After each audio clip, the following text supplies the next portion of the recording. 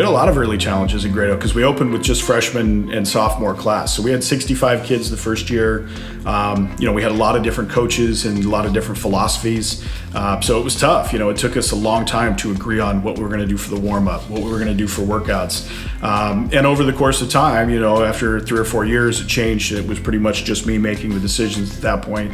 And it allowed me to really hone in all the different pieces that we need. And so it took a few years for us to build the school out. And then once we did that, we were off and running.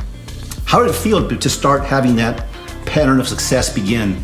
Because it's been going for a while now. Well, you know what? I mapped it out. So I wasn't surprised to see that pattern because mathematically we knew how big we would be. We knew where we would be by 2008, 2009. And we figured somewhere in 2009, 2010, we would start winning state championships on the girls' side. Thank you so much, everyone, for coming out tonight to welcome and celebrate this wonderful accomplishment.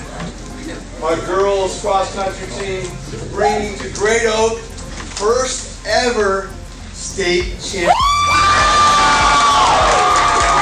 This is just one of many to come, right?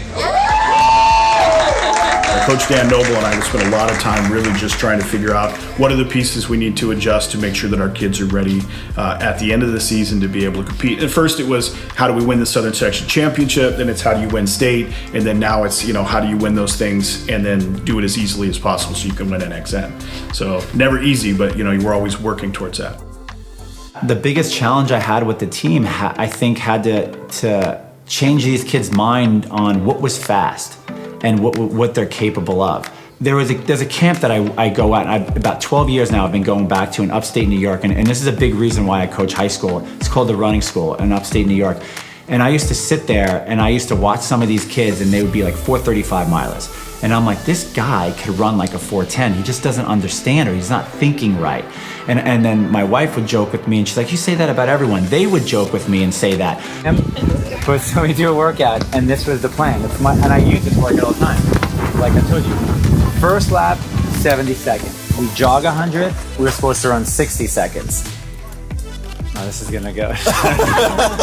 Sometimes I think it's a state of mind. I just didn't think they understood 420 is not fast for a high school mile. It's just not fast. And if they believe that, they're gonna start thinking.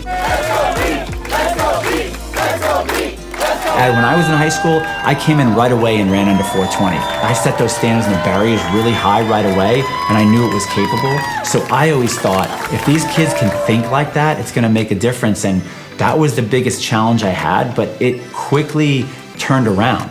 You start having one kid with the success, the other kid wants success, and we don't waste our time with the kid that doesn't want to be there. The kid that wants to be there, we don't care what you run, but if you want to be there, I think everyone can get better. I mean, my friends joke with me and they always say, you think everyone can be fast? And I do. I think, well, everyone can be faster. Checking out on 150 miles off the running school this week. Never stop running, always inspiring. What would you probably say was the first real turning point? The first turning point, I think, for the program was Inland Empire 2006. Again, with Doug Souls, Grade Oak High School. Girls ran very, very well today. You've got to be pretty pleased with how they responded in a pretty big race here against a lot of rivals in a sense, friendly rivals, but rivals nonetheless. We just try to put the best group out there that we can, try to get them into a pack formation and run as hard as they can. I would say that the most important thing that people need to do is start to look at Vista Murrieta Valley, and Grade Oak as teams that are going to continue to move up. So that was the first time I was able to come home and look at my wife and say, yeah, we're getting somewhere. We can run with programs that are top 5 finishers at state consistently. My mindset's always been, we'll take on anyone, anywhere, anytime. We've never been afraid of anyone. We've always had the mindset of let's hunt the best teams. Let's not avoid people. Let's figure out who the best teams are and let's go after them. Because when we can beat those teams, then we become the best. At what point would you say you first started noticing a change where they began to get it? When the boys qualified for the state championship, you would have thought we just won a gold medal in the Olympics. No one expected us to do that but us. We expected to be 6th or 7th in that race. We were 7th, which qualifies from Southern Section and for Division I. I just remember that as a turning point to our program, and our program would never be the same. Nowadays, how do you measure your success as a coach? What defines that in your opinion? honestly, for me, I've always measured our success, 6 through 12 on our team, because everybody's first 3, 4, 5 are probably pretty talented kids, right? So I'm always trying to figure out as a coach, how good is the second team? How good are those kids that we may need to come in and fill in the gaps if someone gets hurt, if someone gets sick? And I think we've seen in the last few years, our B team's been as good as any B team ever has been. Finding those kids that weren't superstars as freshmen and filling in the gaps over time, using mileage, using the strategies that we use to get those kids caught up. How I measure success, I think it's effort. I mean, it has to be the effort you put in. You can go to nationals, you can go to state meet and get second, third, fourth, or you could win.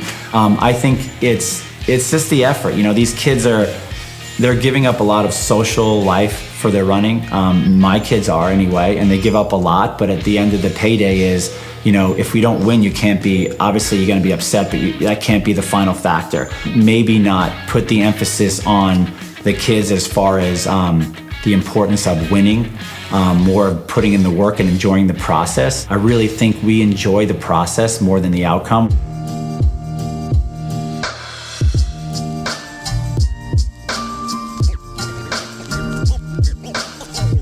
Of all the great hallmarks of the Great Oak program, the one constant every single year that is so noticeable is the depth, the quality depth that we have all the time.